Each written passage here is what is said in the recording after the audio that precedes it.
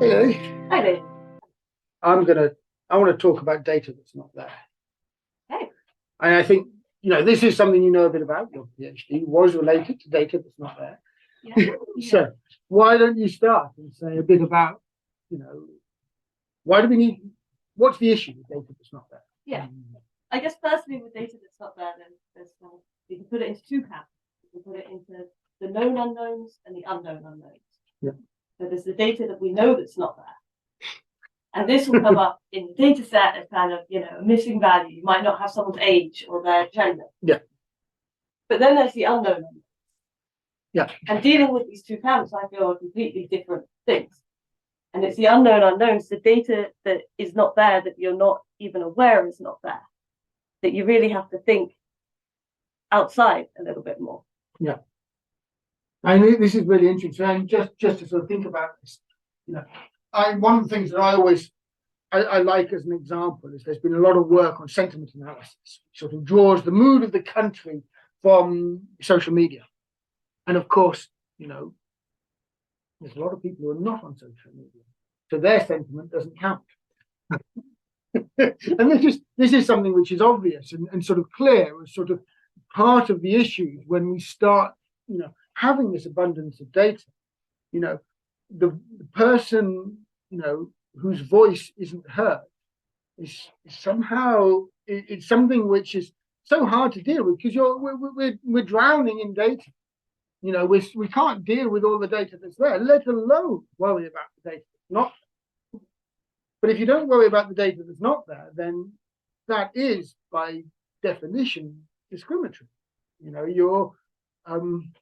You're not representative, and this is one of the hardest. I've got my favorite example, which is very different, but it's a really nice one of sort of. We work with a farmer federation in Niger, the poorest country in the world, most of the time. And although I think when we last looked, South Sudan had overtaken it.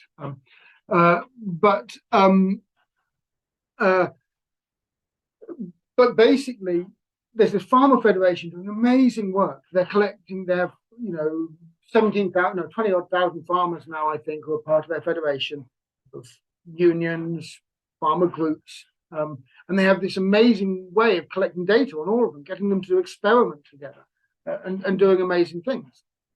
And that means that we can have much deeper learning. We can do research in a way that wasn't possible before because of the way that data is coming out.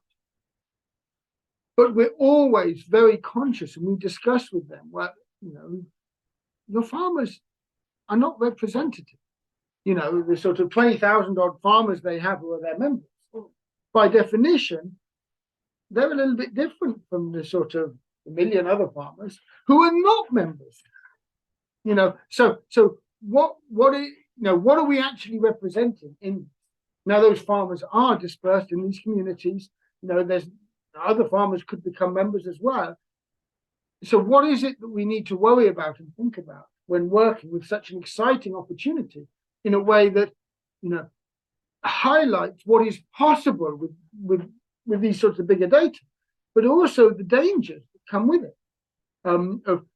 Maybe the most disadvantaged farmers can't afford to be members for whatever reason, and their view, their voice is therefore not being heard. I think that to me is the kind of really important point when it comes to these unknown unknowns. Can we treat this? Can we assume that this missing data is the same as the data that we do have? And very often the answer is no. And what do you do then? There's no easy answer to some of this, but being aware of it's the first part. Yeah. No. Anything else you want to say? Or no. I think we will dig into this a little bit more, and we will mention some more through the course, but these known unknowns, non-known unknowns in the data, they're hard.